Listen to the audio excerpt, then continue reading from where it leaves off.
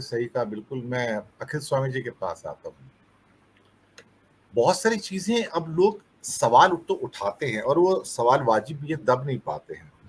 जैसे कि आज ही मैंने एक स्टोरी की है, वो कल आएगी, एक्चुअली स्टोरी आ रही है इस समय, अडानी की नई स्टोरी आई है सर, कि जनवरी 2019 से लेके अगस्त 2021 तक करीब ढाई पौने 3 सालों के अंदर 30 कंसाइनमेंट कोयले के मँगाए जाते हैं अडानी के द्वारा। उसकी कीमत होती है 1157 करोड़, जो इनवॉइस प्राइस है, जो सारे डॉक्यूमेंट के ऊपर बेस्ड है। फाइनेंशियल टाइम्स लंदन ने उसको रिवील किया था। जब यहाँ पर आते हैं तो उसकी जो कीमत शो की जाती है 1789 करोड़, ये करीब 600 साढ़े 600 करोड़ के आसपास जो है बढ़ाकर दिखाया जाता है। ये बढ़ाकर इसलिए दिखाया जाता था कि कोयले की कीमत के ऊपर बेस करके जो बिजली बेची जा रही है उसके ऊपर सरचार्ज लगाया जा सके साहब, यानी कि ग्राहकों से ज्यादा सरचार्ज लिया जा सके। अगर सपोज को 1 रुपए लिया जा रहा था तो उसको 52% बढ़ा के 1 रुपए 52% ले लिया जाए, यानी कि बिना कुछ किए ये एक किस्म से पब्लिक के प्रति जो फ्रॉड निकल कर आया इतना बड़ा कि ये कीमत इसलिए बढ़ाई गई कि उसकी कोयले की कीमत बढ़ाई जाए, उसके बेस पे यहाँ पे सरचार्ज लगाया जाएगा और आपकी और मेरी पॉकेट से निकाला जाएगा। इस किस्म के फ्रॉड होते हैं, इसी सरकार की नजर में होते हैं, उसकी जांच नहीं होने देते हैं। और जो गुजरात सरकार ने जो पेमेंट भी किया उसका, वो भी सबके सामने है। तो लोग देख तो रहे हैं, कम से कम लोगों की नजर में तो है ये फ्रॉड कर रहा है और उसको सपोर्ट किया जा रहा है। इन हालातों में क्या वास्तव में लोगों को परवाह नहीं है कि हाँ, ये फ्रॉड होते तो होने दो, इंडिया है, बहुत कुछ है। एक स्ट्रांग लीडर नेतन्याहू की तरह चाहिए जो हमें मुसलमानों से बचा लेगा, क्योंकि सारे मुसलमानों को पेंट किया जा रहा है एज ए हमास। आपको स्थितियां कहाँ जाती नजर आ रही हैं, पर इस बंदे को हार बर्दाश्त नहीं है। एक बात पक्का है, कुछ ना कुछ प्रपंच इसके चलते रहेंगे। स्वामी जी। नहीं नहीं दिनेश जी, देखिए ऐसा है, हार तो बर्दाश्त करनी पड़ेगी। ये हार इसलिए बर्दाश्त करनी पड़ेगी कि हिंदुस्तान जो है उसमें तमिलनाडु भी है, वेस्ट बंगाल भी है, महाराष्ट्र भी है, बिहार भी है, और हर प्रदेश की अपनी अस्मिताएं हैं। तो बर्दाश्त तो करनी पड़ेगी, खट्टा हो या मीठा खाना तो पड़ेगा।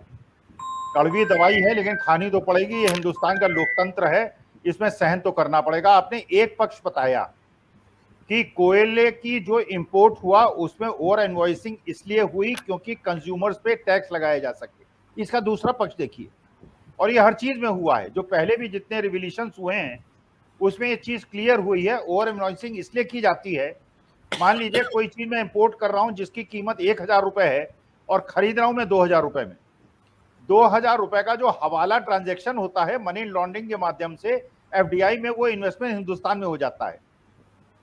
तो ये दो तरफा, तो मनी लॉन्ड्रिंग का अगर कोई ज्वलंत उदाहरण है, ईडी जो है वो 50-50, 100-100 करोड़ में तो मनी लॉन्ड्रिंग पे, जहां पैसे का ट्रेल नहीं मिल रहा, जहां पैसा भी नहीं मिल रहा, उसमें मनी लॉन्ड्रिंग में ईडी बंद कर रही है।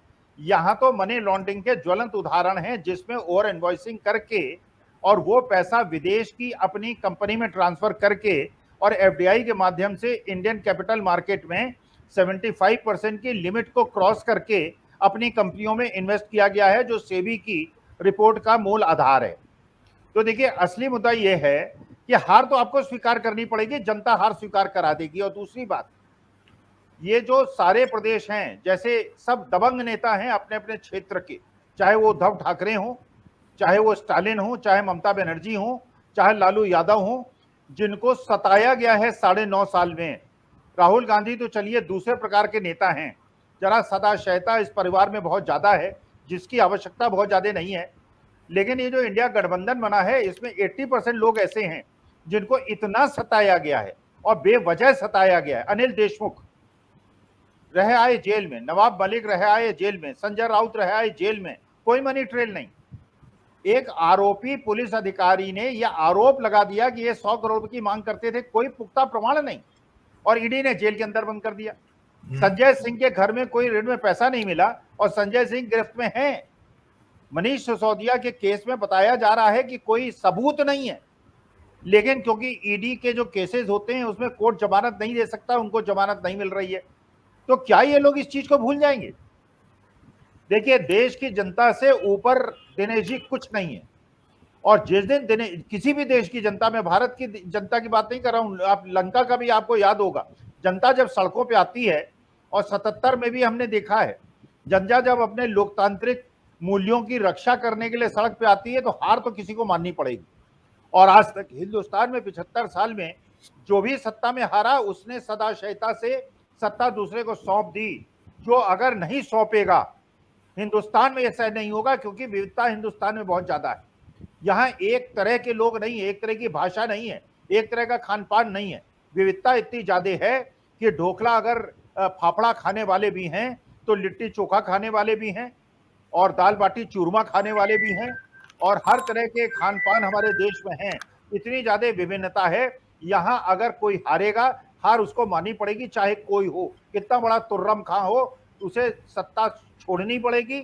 और जो जीतेगा उसको सत्ता अगर नहीं सौंपेंगे तो जनता के कोप का भाजन बनना पड़ेगा, जिसकी किसी की औकात नहीं है, चाहे वो कांग्रेस हो चाहे बीजेपी हो, कि जनता की आवाज को दबा दे। लोकतांत्रिक मूल्यों को दबाने की ताकत हिंदुस्तान के किसी राजनीतिक दल में दिनेश जी नहीं।